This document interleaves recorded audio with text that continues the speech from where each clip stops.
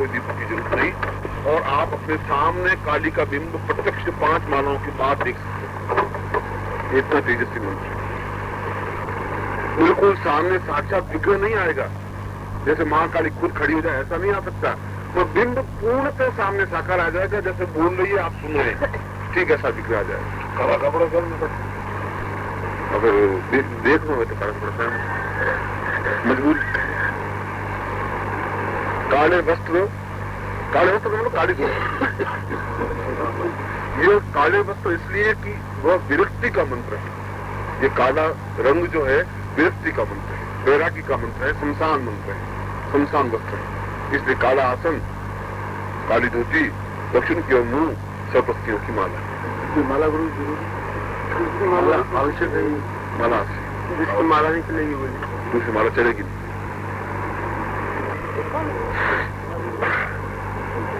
मगर इसको ये मैं ऐसा तेजस्वी ये मंत्र इसलिए बता रहा हूं कि यदि आप किसी कंफर्म कभी करना चाहें, महाकाली जैसी सिद्धि को जब 1.25 लाख मंत्र जब करने पर बिंब विधान स्पष्ट होता है, तो साधक साधना के माध्यम से केवल 500 बार में बिंब विधान स्पष्ट हो जाता है।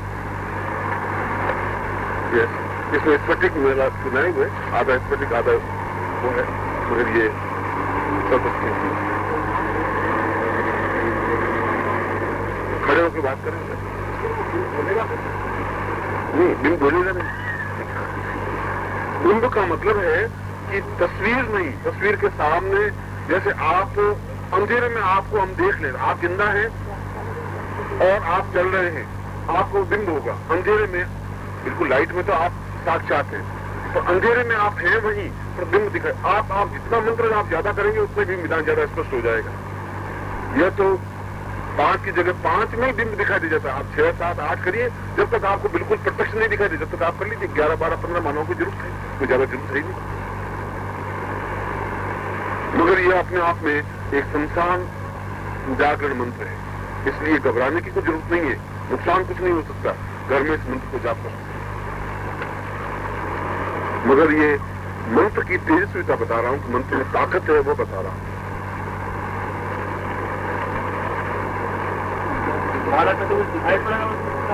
बिल्कुल दिखाई दे, बिंब बिना बिल्कुल मां काली सामने प्रत्यक्ष, ये कुछ नहीं और दिखाई दे। तो घबराने की जरूरत है, क्या दिखाई देंगे?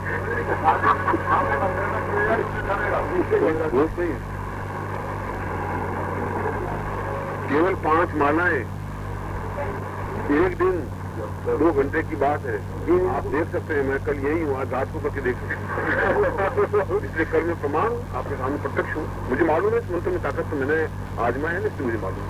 साबर मंत्रों को जब रचना आएगी, इसलिए मैंने साबर साधना रखना ही नहीं चाहता था शिविर, मगर मैंने कहा कि बाकी सब शिविर इसलिए थे कि ये शिविर बाकी रह जाएगा।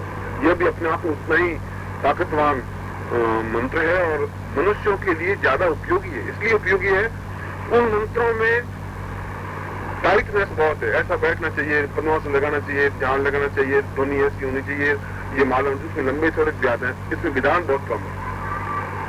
ये सीधे सरल मंत्र है, तेजस्वी मंत्र है, ताकतवान मंत्र है।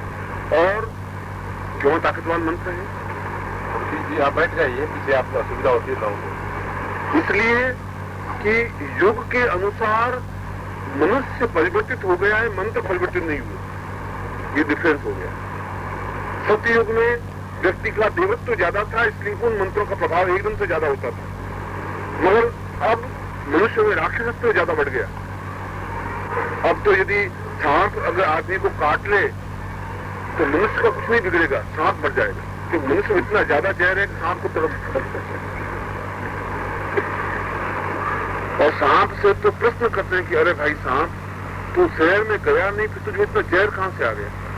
लोगों से मिला ही नहीं, एक तो साधकों से तो मिला ही नहीं कभी, तुझ में जहर आया कहां से? उन लोगों से मिलने पर तो आ जाता, तो विश्वास कर लेते तुझे।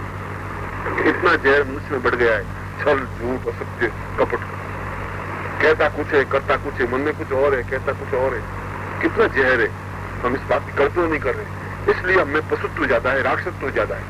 जब राक्षसत्व ज्यादा है तो राक्षस मंत्र जल्दी इफेक्टेड हो, ये युग के अनुसार परिवर्तित हो गया है, इसलिए साबर मंत्र जल्दी इफेक्टेड होता है। कारण ये है, ये मंत्र विश्वामित्र के समय में उतने ज्यादा जटिल विधान थे जितने हमारे लिए विद्युत मंत्र विधान।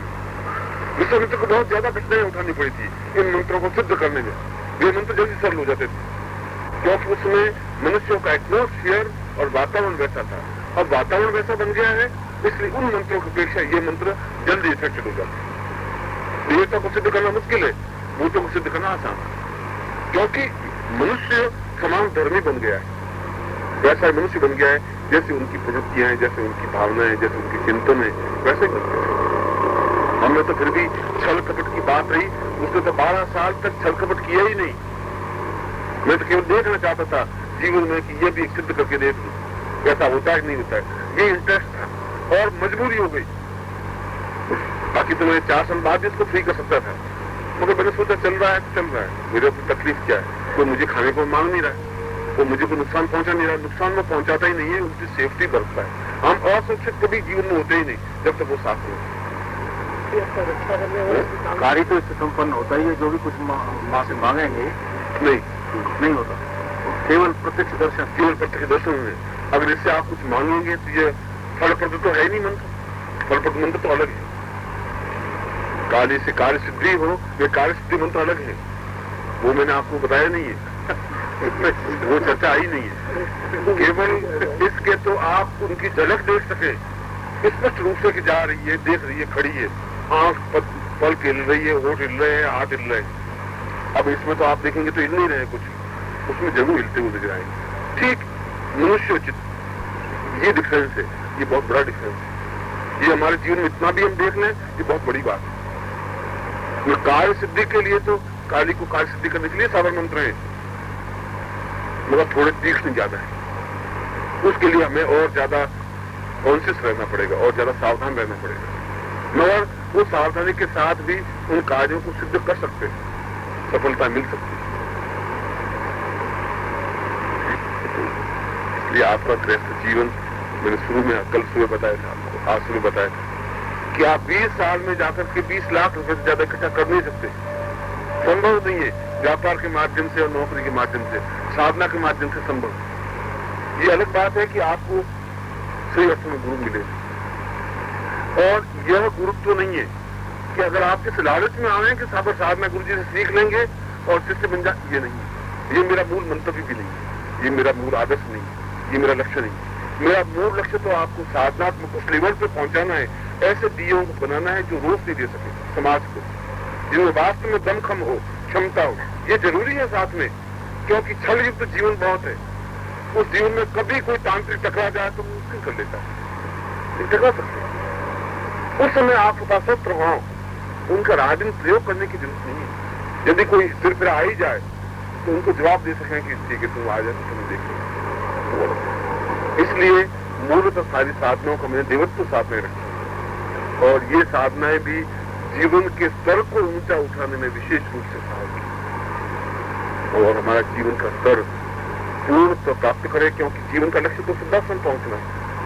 आप अगर एक कल्पना करिए कि 24 घंटों में आप बिना थके 3 बजे 4 बजे उठ जाते हैं, उठ करके साधना कर लेते हैं, दिन भर हंसी खुशी के साथ, इतना आनंद के साथ व्यतीत होता है।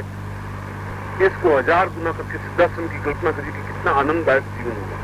आप सोच सकते हैं, कहीं कोई तनाव नहीं, कोई चिंता नहीं, कोई समस्या नहीं, जीवन का एक बहुत आनंददायक पहलू जिसको सिद्धासन कहते हैं। इससे करोड़ गुना ज्यादा आनंददायक जीवन, जो वास्तव में जो जीवन है, जहाँ सिद्ध योगा झील है, जहाँ स्नान करने से स्वतः रोग समाप्त हो जाते हैं, जहाँ कल्प वृक्ष है, जहाँ जो याचना करें वो चीज मिल जाती है। यहाँ बैठे शायद आपको इस पर कैसी घटना, ऐसा कैसे हो सकता है, मतलब उस जीवन को तो देखा जा सकता है, देखा है, गृहस्थ शिष्यों ने देखा है, सन्यासी शिष्यों ने देखा है, मगर सब कुछ आपके सामने है, ये आपके हाथ में है कि आप उनमें से कितना कुछ प्राप्त कर सकते। अन्यथा ये समय तो बीत रहा है, ये मेरा जीवन और आपका जीवन तो बीत ही रहा है। कुछ महीने, 4-6 महीने, 8 महीने, 10 महीने, 2 महीने बाकी रहे, बाकी कोई आपको टपोरेगा नहीं, कोई आवाज नहीं देगा, इस प्रकार से हंसाएगा नहीं, इस प्रकार से खिलखिलाएगा नहीं, इस प्रकार से अपरोक्त तो नहीं देगा, सीने से कोई लगाएगा नहीं। ये मैं आपको विश्वास दे देता हूँ, ऐसा गुरु आपको मिलेगा नहीं जो आपके और हमारे बीच का धड़कन वाला हो, जो हमारे बीच का ही कोई हो। तो भगवे वस्त्र पहने हुए बहुत ऊंचा तो बन सकता है, उस हिमालय से कोई आनंद नहीं आएगा उसके अपेक्षा गंगा हमारे लिए ज्यादा उपयुक्त है, जहाँ स्नान तो कर सकते हैं, शीतल हो सकते हैं, और गंगा ज्यादा वैल्यूबल है। दूर से जो बिल्कुल सफेद जग दिखाई दे वो वैल्यूबल चीज नहीं है। वो गुरु क्या काम का, जो बहुत दूर से बैठा बैठा बस आशीर्वाद देता है, उससे गुरु की क्या बात है? जो हमारा दुख दर्द समझ सके, हमारी समस्या समझ सके, हमारे बीच में खड़ा हो सके, हमें प्यार दे सके, स्नेह दे सके, अपनत्व दे सके, ऐसे आवाज देने वाला आपको क्या, मैं तो आपको आशीर्वाद देता हूँ जिससे कि आप जीवन में सफलता प्राप्त कर सके। सिद्धार्थ समदास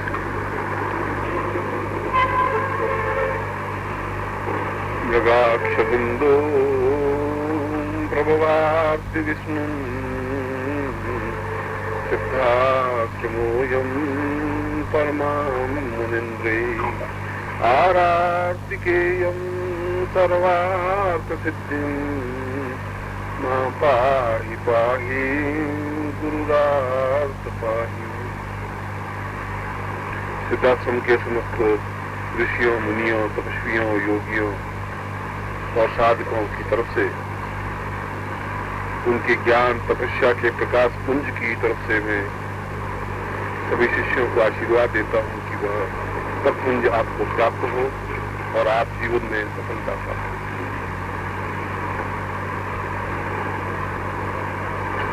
महाकाली साधना शिविर कई दृष्टियों से अनुकूल एवं आनंददायक रहा है। इसमें हमने महाकाली के स्वरूप विन्यास साधना पद्धति को किया है, क्रियात्मक पक्ष से भी और अन्य विषयों को भी उसमें समझने का प्रयास किया है। मगर साधक और शिष्य इन दोनों ही स्थितियों में धैर्य की बहुत अधिक आवश्यकता होती है, क्योंकि ये रास्ते, ये साधना पद्धति उतावली का या तुरंत कोई कार्य हो जाए ऐसी ये पद्धति नहीं है, ऐसा कोई रास्ता नहीं है। एक साधक ने मुझे आज सुबह पूछा कि हम इतने दिन से मंत्र जाप कर रहे हैं, महाकाली दक्षिण काली का मंत्र जाप, ये मंत्र जाप सही हो रहा है या सही नहीं हो रहा है, या इससे कुछ सिद्धि मिलेगी या नहीं मिलेगी, इसकी क्या कसौटी है, इसका क्या परिणाम है, कैसे हम अनुभव करें। और मैं सोचता हूं इस प्रश्न को मैंने इसलिए उठाया है, ये प्रश्न उसका ही नहीं है, आप सब लोगों का, मेरा सबका प्रश्न होगा कि क्या ये सब सही हो रहा है कि नहीं हो रहा है। किसी भी अन्य कार्यों में, मकान बनाने के कार्य में या आटा पीसने के कार्य में, रोटी बनाने के कार्य में, तो आप जितना कार्य करते जाते हैं उतनी ही परिमाण में आपको वस्तु दृष्टिगोचर होती रहती है। आप रोटी बनाएं, 4 रोटी बनाएंगे तो पहले 4 रोटी सिकी हुई दिखेगी, फिर 5वीं दिखेगी, फिर 6वीं दिखेगी, जितना करते रहेंगे उतनी दिखती रहेगी। मकान बनाएंगे तो आपने 4 ईंटें रखी तो दिखेगी, फिर 5वीं ईंट रखेंगे तो थोड़ी दीवार और ऊंची ऊंची दिखाई देगी, 6वीं, 7वीं, 8वीं। मगर साधना पद्धति शून्य से पूर्ण के बीच की किसी स्टेज को हम देख नहीं सकते। साधना में ऐसा बैरोमीटर नहीं लगा है कि आपने 2 नाम मंत्र जाप किए तो उसका दिखाई दे, फिर आपने 2 मालाएं की, 2 मालाएं दिखाई दे, ऐसा संभव नहीं है। इसलिए कि यदि आप एक स्टोव पर पानी गर्म रख दें, पानी गर्म करने के लिए, और पानी 100 फ़ारेनहाइट पर गर्म होता है, उबलने लगता है। पानी का जो उबलना है वो तब हो पाता है जब पूरे 100 फ़ारेनहाइट पर आंच उसको मिले, पानी को। यदि उसको शुरू में जब आंच लगाते हैं तो 20 फ़ारेनहाइट आंच मिलती है तो पानी उबलता नहीं, 25 होती है तब भी उबलता नहीं। जबकि हम देखने के इस प्रकार से अभ्यस्त हैं कि पहले 25 जितना उबल तो दिखाई दे, अगर 25 फ़ारेनहाइट गर्म किया तो उतना दिखना चाहिए, इतना उबलना चाहिए, ऐसा नहीं हो सकता। 99.9 तक अगर फॉरनाइट पहुंचती तभी पानी उबलता नहीं है, क्योंकि विज्ञान का तो नियम है कि पूरा 100% 100 पॉइंट पहुंचेगा तभी उबलेगा, नहीं उबलेगा। 0.01% से पहले नहीं उबलेगा, उसके बाद तुरंत उबलेगा। ये साइंस का एक विज्ञान का नियम है कि जिस बिंदु तक गर्मी पहुंचेगी उस बिंदु तक पहुंचने पर ही वह पानी उबलता हुआ दिखाई देगा। उसके एक पॉइंट नीचे भी, नीचे तक, अब उसके बाद 2 मिनट का डिफरेंस है सिर्फ, मगर फिर भी वो पानी उबलता हुआ दिखाई नहीं देगा। साधना पद्धति का भी यही है। एक निश्चित समय, एक निश्चित स्थिति तक मंत्र जाप कंप्लीट होने पर या साधना होने पर ही या तो उसकी सिद्धि मिल जाएगी या प्रत्यक्ष दर्शन हो जाएंगे। उसके एक पॉइंट नीचे तक भी आप हैं तो कोई अनुभूति नहीं हो, जरूर नहीं है कि पानी उबलता हुआ दिखाई दे, जरूर नहीं दिखाई देता। ठीक वैसा ही पानी जैसा देगची में रखा था वैसा ही पानी शांत दिखाई देता है, कुछ उसमें ऊबड़ खाबड़ या उतावलापन या ऊंचा नीचापन या उतार चढ़ाव दिखाई देता ही नहीं। दिखाई तब देता है जब ठीक उस पॉइंट पर पहुंच जाता है। साधना में भी वैसी स्टेज। इसलिए पानी को उबालने वाले व्यक्ति को भी धैर्य चाहिए, और नीचे आंच लगाते ही एकदम से महसूस करने लग जाए कि उबला नहीं तो पानी उबाल नहीं सकता। और साधना में भी वैसी स्टेज। साधना में भी पानी तभी उबलेगा, साधना में भी स्टेज तभी मिलेगी, सिद्धि तभी मिल पाएगी जब आप एक निश्चित सीमा तक मंत्र जाप कर लेंगे। मगर इसके साथ ही साथ कुछ और स्थितियां जो मेरे अनुभव की है, ये तो शास्त्रोक्त कथन है, ये तो गार्गीय कथन है। गार्गी ने कहा है कि जिस प्रकार पानी एक निश्चित पॉइंट पर जाकर के, निश्चित बिंदु पर जाकर उबलता है, ठीक उसी प्रकार साधक को भी एक निश्चित स्थल तक मंत्र जाप करने पर प्रत्यक्ष दर्शन होते हैं। यह जो मैंने आपके वाक्य आपके सामने रखा या यह जो उदाहरण रखा, यह मेरा उदाहरण नहीं है, एक ऋषि का उदाहरण है। मगर मेरा अनुभव यह है कि साधना में कई प्रकार के दोष हमें जीवन में व्याप्त होते हैं। खास तौर से 3 प्रकार के दोष लगते ही हैं। एक तो अन्न दोष। यदि हम शुद्ध अन्न नहीं खाएं, शुद्ध घर का अन्न नहीं खाएं, दूषित अन्न हो, दूषित व्यक्ति की कमाई का अन्न हो, तब भी जीवन में अनुकूलता प्राप्त नहीं होती। एक तो साधक को अन्न का दोष जरूर लगता है, यह अन्न दोष है। दूसरा मुख दोष। यदि हम असत्य भाषण करते हैं तब भी साधना में विघ्न आता है, बाधाएं आती हैं, यह मुख दोष है।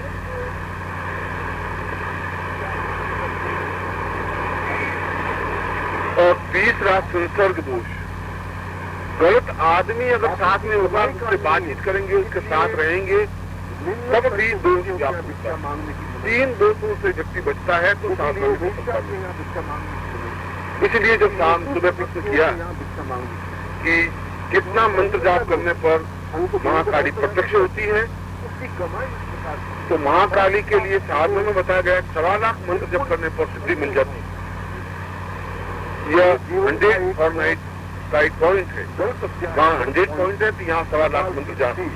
मगर 1.25 लाख में कभी कभी सिद्धि नहीं मिलती है, क्योंकि हमारे जीवन में कुछ अन्न, कुछ विचार, कुछ थिंकिंग, कुछ विचार रहते हैं, इसीलिए समस्या पैदा होती है।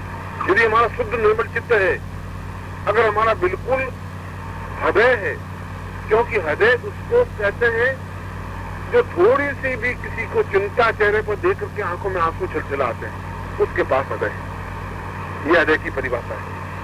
किसी को चेहरा खिला हुआ देखते हैं तो उसका चेहरा भी खिल जाता है, और अपने विचारों से, भावनाओं से दूसरों के टेंशन को, तनाव को दूर करने का प्रयत्न करते हैं। मैं खुश हूं, सामने वाला खुश रहना चाहिए, ये भावना है। वह तो हृदयवान व्यक्ति है। बाकी बुद्धिजीवी व्यक्ति हो सकते हैं, कुत्सित व्यक्ति हो सकते हैं, हृदयवान व्यक्ति नहीं है। जीवन की एक कसौटी है, जीवन की एक परिभाषा है कि यदि हम दिन भर में किसी एक व्यक्ति को भी मुस्कुराहट दे सकते हैं तो हमारा वह दिन सफल है। साथ ही इसलिए अगर 1.25 लाख मंत्र जप में भी सिद्धि नहीं मिले तब भी मंत्र जाप करते रहना चाहिए। निश्चित रूप से मंत्र सही है, आपका रास्ता सही है, इस रास्ते पर चलकर के अन्य साधक सफल हुए हैं, आप भी सफल होंगे। और प्रश्न दूसरा पैदा होता है कि प्रत्यक्ष सिद्धि करके क्या लाभ होगा? देवी को प्रत्यक्ष, जैसे मैंने कल बिंब बताया था कि साबर साधना के माध्यम से भी देवी का बिंब दिखाई दे सकता है। इस दक्षिणे काली के माध्यम से देवी को साक्षात प्रकट देखा जा सकता है। और इसकी सबसे बड़ा गुण, इसकी सबसे बड़ी खूबसूरती इस पॉइंट पर है कि हम एक मनुष्य रूप में रहकर देवता रूप को साक्षात देख सकें और आत्मसात कर सकें। ये जीवन की सबसे बड़ी उपलब्धि है। बाकी तो 1 लाख रुपए पास में होने से क्या हो जाएगा? यदि आपके पास लाख रुपए हैं, आप सोने के टुकड़े तो खाएंगे नहीं, खाना तो आपको गेहूं की रोटी ही पड़ेगी और सब्जी खाएंगे। ज्यादा से ज्यादा आप जोर लगा देंगे तो 3 सब्जियां बना देंगे, और ज्यादा जोर लगाएंगे तो रोटी को दोनों तरफ से चिपट लेंगे, ऊपर थोड़ा मक्खन का टुकड़ा ले लेंगे। ये भी लाख रुपए वाला भी सोने के टुकड़े नहीं खा सकता, चांदी के टुकड़े नहीं खा सकता। एक एहसास होता है, एक मस्ती होती है, एक मेलकपति होती है, प्राप्त भी एक मस्ती होती है जिसको आत्मानंद कहा जाता है। जब सिद्धि प्राप्त करते हैं तो सारे तनावों से मुक्त हो जाते हैं, जीवन का एक स्वर्णिम पृष्ठ प्रारंभ कर लेते हैं, मनुष्य लोक से या मनुष्य जीवन से एक देव जीवन में प्रवेश कर जाते हैं। इसीलिए कहते हैं कि अच्छे व्यक्ति का संपर्क, अच्छे गुरु का 2 मिनट का साथ भी जीवन को पुण्यदायक बना देता है। हम 2 मिनट भी साथ रहते हैं तब भी कुछ न कुछ नवीन ही चीज सीखने को मिलेगी, उच्च कोटि की चीज ही मिलेगी, ऐसी चीज मिलेगी जिससे आत्म कल्याण और समाज कल्याण हो सकता है। अगर कुछ मिलेगा तो कुछ नवीन मिलेगा, घिसा पिटा नहीं मिलेगा। यह जीवन की उपलब्धि है और इस जीवन की उपलब्धि के लिए ही इस हमारे जैसे व्यक्तियों को साधनात्मक पथ अपनाना चाहिए और यही साधनात्मक पथ है। इसलिए उस प्रश्नकर्ता को मैं इस प्रश्न के माध्यम से जवाब दे रहा हूं कि 1.25 लाख करते ही साधना बंद नहीं कर देनी चाहिए। हमारे जीवन की जो कुछ न्यूनताएं, इस जीवन के भी और पिछले जीवन के भी, पिछले जीवन के भी दोष हमारे जीवन के साथ व्याप्त होते हैं। कई बार एक छत के नीचे पति पत्नी रहते हैं, लड़ते झगड़ते रहते हैं, बाप बेटा लड़ते झगड़ते रहते हैं, सुख नहीं मिलता है। हम शादी करके लाते हैं, अपनी आंखों के सामने देख करके, पूरा चेक करके, अच्छी तरह से विचार करके इंटरव्यू लेकर के आते हैं और उसके बाद भी उसके 6 महीने बाद लड़ाई झगड़े शुरू हो जाते हैं, तलाक शुरू हो जाती है, छूटा छेड़ा करने लग जाते हैं। ये सारी स्थितियां क्या है? ये पूर्व जन्म के दोष, पूर्व जन्म के पुण्य से या दोष से पैसा, धन, संपत्ति, यश, मान, मर्यादा, प्रतिष्ठा, सम्मान, इज्जत, पत्नी, पुत्र, बंधु, बांधव, विद्या और ऐश्वर्य पाते। व्यक्ति प्रयत्न करने से अगर कुछ मिलता है तो मजदूर 8 घंटे 10 घंटे मेहनत करता है, पत्थर ढोता है, हमसे ज्यादा मेहनत करता है और शाम को 20 रुपए लेके घर आता है। मेहनत से कुछ होता नहीं। भाग्यम फलति सर्वत्र, उसके साथ भाग्य और साधना का दूसरा अर्थ भाग्य है। संस्कृत में पाणिनि के व्याकरण में कहा है कि साधना का अर्थ भाग्य है। भाग्य कैसे बनाया जाए? साधना के माध्यम से बनाया जाए। साधना किसे कहते हैं? सिद्धि भक्ति साधना, सिद्धि के माध्यम से साधना मिलती है। सिद्धि किसे कहते हैं? जो सिद्ध, अपने आप को सिद्ध बना सके, धैर्य युक्त बना सके। और सिद्ध गुरु को, गुरु के माध्यम से सिद्ध, सिद्धि के माध्यम से सिद्धि, सिद्धि के माध्यम से साधना, साधना के माध्यम से। इसलिए जब मैं गुरु शब्द की व्याख्या करूं तो गुरु कोई व्यक्तिगत नाम नहीं है। ये मैं पिछली बार 1000 बार कह चुका हूं। मैं आपका गुरु हूं नहीं। गुरु मेरा शरीर नहीं हो सकता, मेरा ज्ञान गुरु जरूर है। मैं ज्ञान के माध्यम से आपको गाइड कर सकता हूं, वो मेरा अधिकार है। इतना भी अधिकार है कि मैं आपको कान पकड़ के भी समझा सकूंगी तुम्हारी गलती है, और अगर तुम गलती करोगे तो मैं रूठूंगा भी, नाराज भी होऊंगा, तुमसे बात नहीं भी करूंगा, उतना स्नेह अटैचमेंट नहीं भी रखूंगा, मगर यह भी सारा एक स्नेह के वशीभूत होकर के, यह भी तुम्हारा इतना ही होगा। उस बात को जिस दिन समझेंगे उस दिन महसूस करेंगे कि यह भी अपने आप में एक आवश्यक बिंदु है उस व्यक्ति का। यदि वह रूठता है उसके पीछे भी कोई कारण है, उस अटैचमेंट के कारण के। जो तुमसे मैंने इतना अधिक अटैचमेंट दिया है तो मैं तुमसे प्राप्त करना चाहता हूँ उतना ही प्रेम, स्नेह वापिस लेने का अधिकार भी है। उसमें न्यूनता नहीं चाहता हूँ, उसमें स्वार्थ नहीं चाहता हूँ, छल नहीं चाहता हूँ। ओम परम तत्वाय नारायणाय गुरुभ्यो नमः। ओम ह्रीं मम प्राण देह रोम प्रतिरोम चैतन्य जाग्रय ह्रीं ओम नमः। ओम भूर्भुवः स्वः तत्सवितुर्वरेण्यं